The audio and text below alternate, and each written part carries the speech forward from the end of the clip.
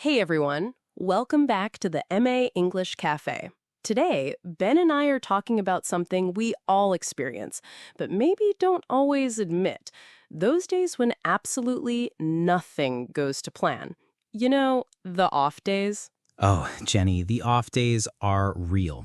We talked in a previous episode about routines and their importance, about building habits that serve us well. And if you missed that, you can find the link in the description below or in the cards above after this episode. But the truth is, even with the best routine, life happens. Exactly. And that's our topic today, the reset routine, bouncing back from off days. Because, let's be honest, not every day goes to plan. You wake up and immediately things just feel off. The alarm didn't go off, you spilled your coffee, traffic was a nightmare. Or you just wake up on the wrong side of the bed for no discernible reason. Sometimes my brain just decides it's a nope day, even if my calendar says yes. Been there. And it's not just about a bad start to the day. It could be a missed workout you really needed, or a project deadline that suddenly feels impossible, or just a general feeling of disorganization. Suddenly, your perfect routine? Broken. Totally broken. And when that happens, it's easy to just throw in the towel for the whole day, right? Well, this day is ruined. Might as well just binge watch something and eat all the snacks. Confession time, Ben. I have definitely had those days. My famous off-day move used to be declaring the day a write-off by noon and succumbing to the sofa. No workouts, no healthy meals, just surrender. I'm right there with you. My personal worst was when I planned a super productive Saturday, then somehow ended up reorganizing my sock drawer for 3 hours. Necessary? Maybe. Productive? Absolutely not. It felt like a total waste of time, and the rest of my plan crumbled. Sock drawer reorganization? That's peak off-day behavior. But that feeling of your routine breaking, that disorganization, it can feel really defeating, can it? It makes you question everything. It does. It makes you feel like, what's the point of even having a routine if one small thing can derail it completely? And then the guilt sets in. The I should be doing more voice gets really loud. Precisely, but that's where the reset routine comes in. It's about acknowledging that perfection isn't the goal. Resilience and flexibility are. It's about having strategies for bouncing back from off days. So it's not about avoiding the bad day altogether because that's impossible.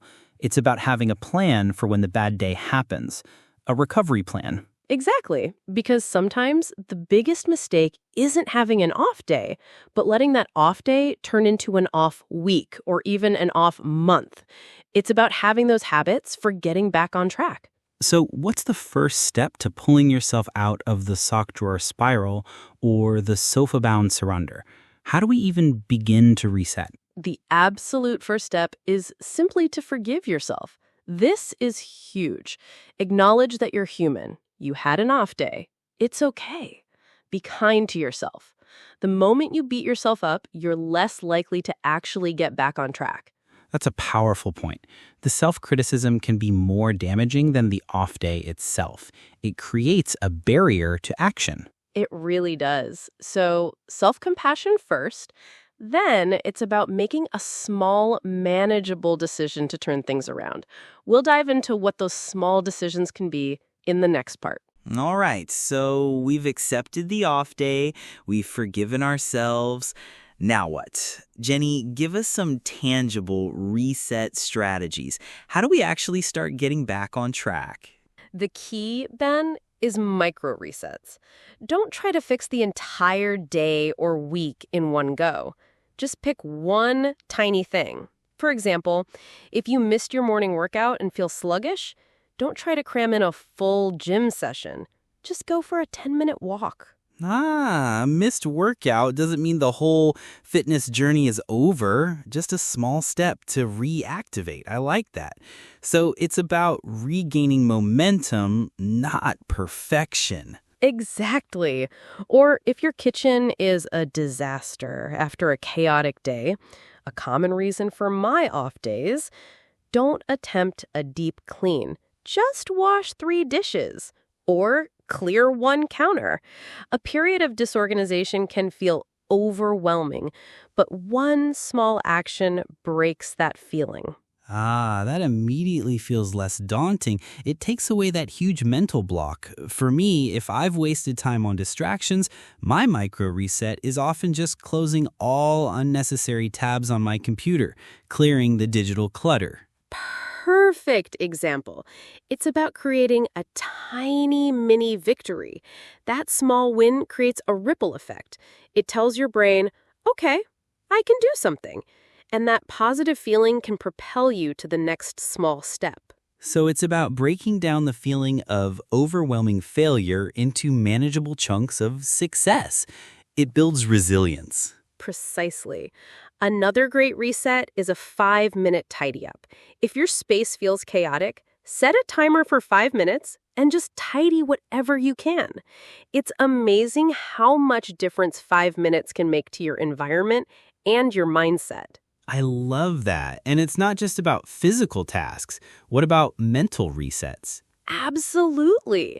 If you're feeling overwhelmed or stressed from a bad day, a mental reset can be a short meditation, just 2 minutes of deep breathing, or listening to one favorite song, or even just stepping outside for 60 seconds to take a deep breath of fresh air.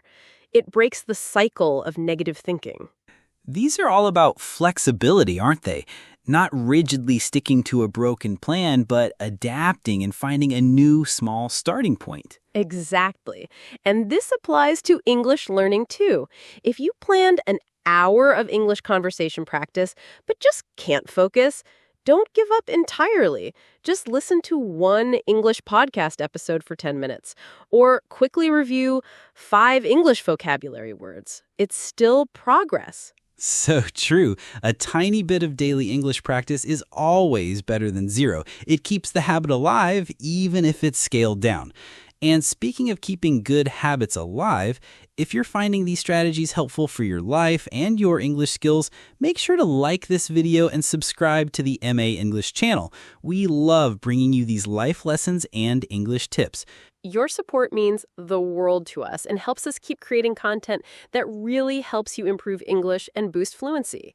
So, we've talked about micro resets. Now let's look at the bigger picture, how this leads to long-term progress and a healthier relationship with our routines. So, Jenny, these micro resets sound fantastic for bouncing back from off days.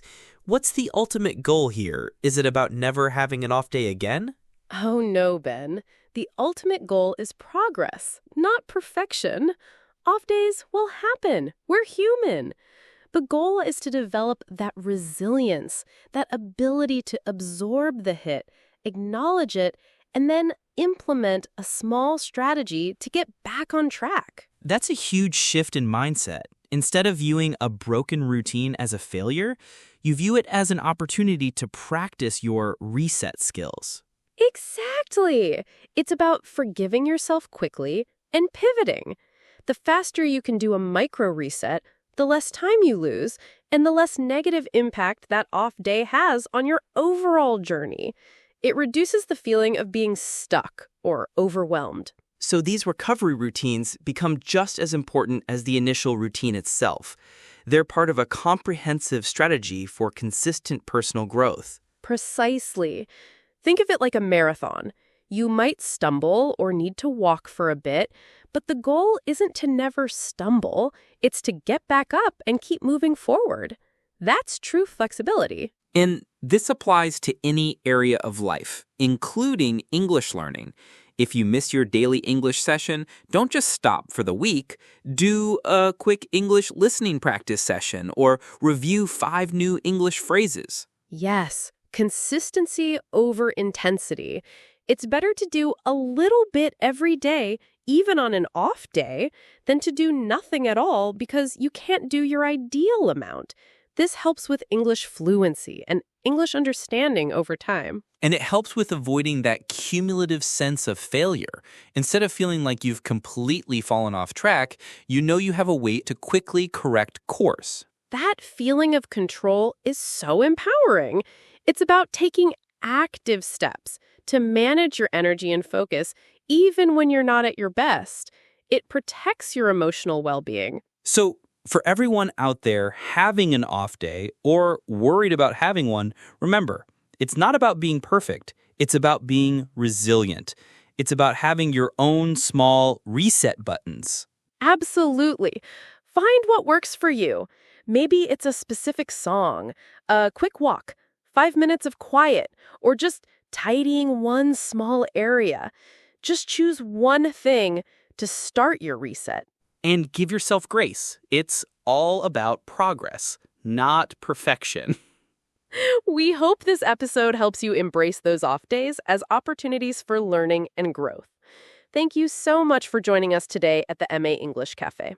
Keep practicing your English, keep resetting, and keep moving forward.